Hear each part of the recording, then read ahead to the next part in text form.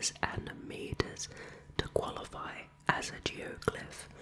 It needs to be quite large. Down here in Australia, we have a massive geoglyph, and no one has owned up to its creation. That's what we're going to be talking about today. Why did they make it? What does it signify? And who potentially made it? Why haven't they owned up? I hope that you can get comfortable, relaxed, listen to my voice as I whisper to you, so that you can feel calm, stress-free, and learn a thing or two. Welcome, my dear friend, to another episode of Whispering Wikipedia. Today is the Marree Man. Before we begin, I'll quickly remind you, you can watch my videos on Patreon without the YouTube advertisements if you want to support me that way. No pressure at all, of course. Okay.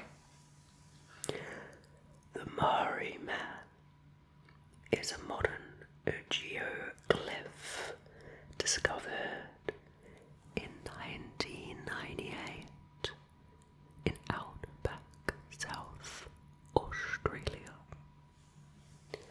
It depicts an Aboriginal man hunting with a boomerang or a stick. It lies on a plateau at Finnis Springs, 60 kilometers, 37 miles west of the township of Marree in central South Australia, approximately 12 kilometers northwest of Kalana. It is just outside the 127,000 square kilometer, 49,000 square mile Woomera prohibited area. The figure is 2.7 kilometers, 1.7 miles tall, with a perimeter of 28 kilometers, 17 miles, extending over an area of about 2.5 kilometers squared, 620 acres. Discovered fortuitously by a charter pilot in an overflight on the 26th of June 1998. It is one of the largest geoglyphs in the world, arguably second to the Shajama Alliance. I don't really know much about that geoglyph. Perhaps I'll have to learn about that also. Its origin remains a mystery. No one claimed responsibility for its creation, and no eyewitness has been found, notwithstanding the scale of the operation required to form the outline on the plateau floor.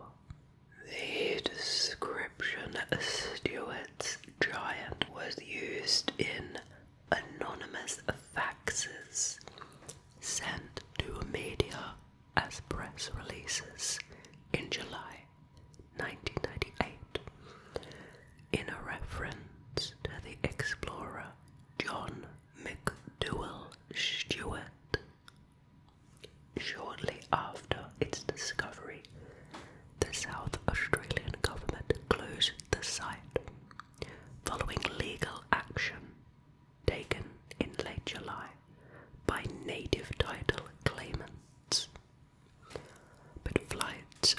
suicide were not forbidden, as native title fell under federal government jurisdiction. The Marree Man geoglyph depicts a man holding either a woomera used to launch a throwing stick or a boomerang. By December of 1998, it had been known that the outline matched in reverse that of the Artemisian bronze statue of Zeus raised from the Aegean Sea in 1928. The lines outlining the figure were 20 to 30 centimeters, 8 to 12 inches deep at the time of discovery, and up to 35 meters, 115 feet wide. The image was gradually eroded through natural processes, but because the climate is extremely dry, the image was still visible in 2013. Although there is a layer of white, chalky material slightly below the red soil, the figure was not defined to this depth. Marree Man was created between the 27th of May 98, when NASA's Landsat 5 satellite showed the site undisturbed, and on the 12th of June 98, when the completed figure was visible. And I'll show you those images right now. Let me just check the viewfinder above my camera to see if it's in focus. And you can see on the left or the right if the image is reversed before, and you can see after. I'll zoom in for you so you can see the figure. Here you go. I'll put it in front of my face so the camera doesn't focus on me. That's it. Very interesting, quite impressive. In August of 2016, with the consent of the Arabana Aboriginal Corporation, local businesses joined together to redefine the geoglyph using a commercial grader assisted by GPS. The work resulted in an outline clearly visible from the air, matching the original.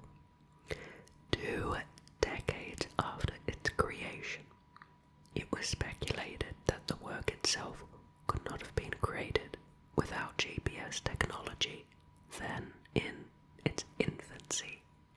Now, we heard about its accidental discovery, but let's learn more about that a bit more in depth. Drake Smith, a charter pilot flying between Marree and Cuba PD, spotted the geoglyph from the air on the 26th of June 1998. It fascinated Australians because of its size and the mystery surrounding how it came to be there. Subsequently, Shane Anderson from the William Creek Hotel, located 200 kilometers, 120 miles, northwest of the town of Marree, said the hotel had received an anonymous fax describing the location of the artwork, and an anonymous press release happened. Several anonymous press releases sent to media and local businesses in July and August of 1998 led to the suggestion that the Marree Man was created by people from the United States. The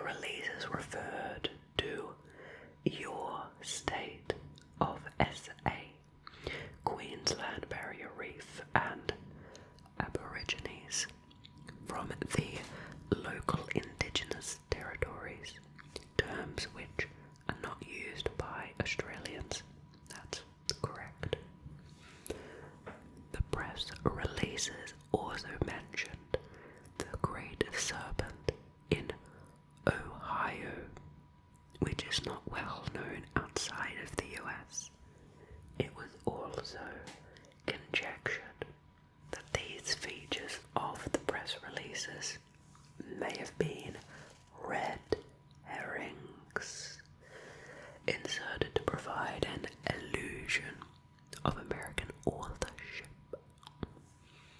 And the preservation bottle.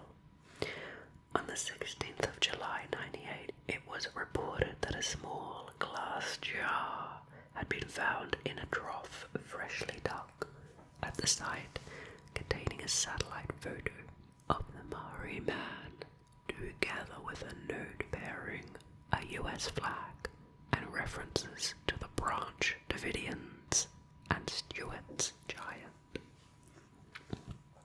and the plaque that was established in January of 1999. A fax sent to officials described a dedication plaque buried 5 meters 16 feet south of the nose of the figure. The plaque bore an American flag 3 centimeters 1.2 inches long by 2 centimeters 0.8 inches wide, with an imprint of the Olympic rings and the words, and here they are: "In honor of the land they once knew, his attainments in these pursuits are extraordinary, a constant source of wonderment and admiration." The words come from Hedley H. Finlayson's 1946 book, The Red Center, in a section describing the hunting of wallabies with throwing sticks and with photographs of hunters without loincloths and other details seen in the Marree Man. The book describes hunters of the Pichinchatra language group and possible originators. Experts who surveyed the geoglyph were reported as having concluded it was forged with an earth-moving machine, and that the person responsible must have had extensive knowledge of the satellite-linked global positioning systems. Bardius Goldberg, an eccentric Alice Springs artist who died in 2002 at 61, was suggested as a possible creator of the work. A friend said, and we have the quote here: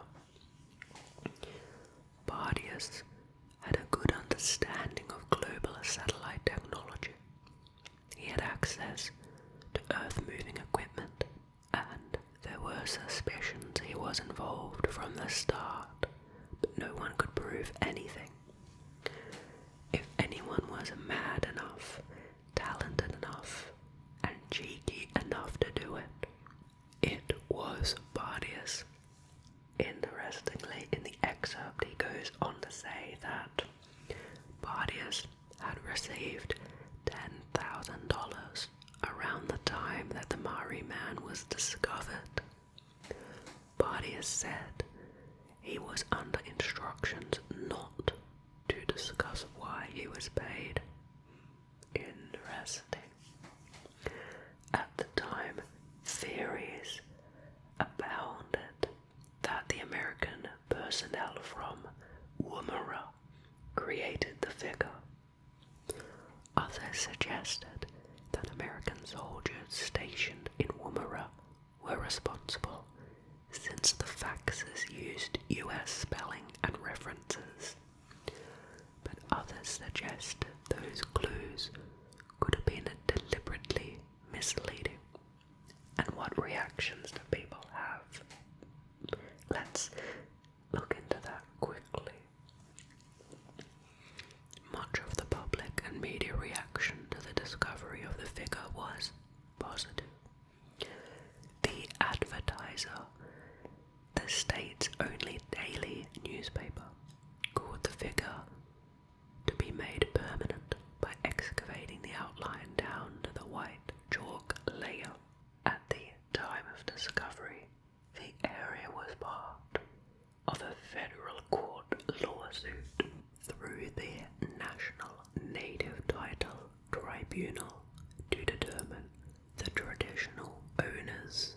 The area was claimed by both the Arabana people and the Dieri Mitha, who had been in dispute for several years. The Dieri Mitha publicly complained of harm and exploitation of the dream time, calling for the image to be erased and for the artist to be prosecuted. As native title claimants, the Dieri Mitha took legal action to stop charter flights and vehicles visiting the site, prompting the state government to close the area to the public shortly after the discovery. The Arabana replied through a solicitor that the area covered points of archaeological interest and that the artist could be prosecuted. In May of 2012, the federal court handed native title to the Arabana people. The artwork was called environmental vandalism by the former Environment Minister of South Australia, Dorothy Coates, and graffiti by the South Australian Chief of Aboriginal Affairs, David Ruthman. In June of 2018, adventurer Dick Smith revealed that he had a team working on investigating the origins of Marree Man for 2 years to no avail, and was offering a $5,000 reward for information leading to identifying its creators.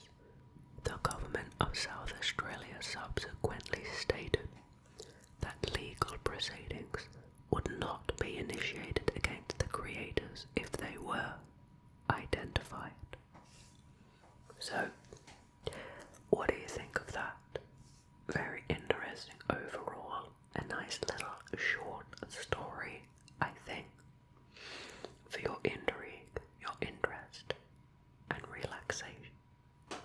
Thank you very much for choosing this time to relax with me. It is increasingly important to spend time relaxing in our ever busy world. I hope that you can take some of my relaxing energy with you into whatever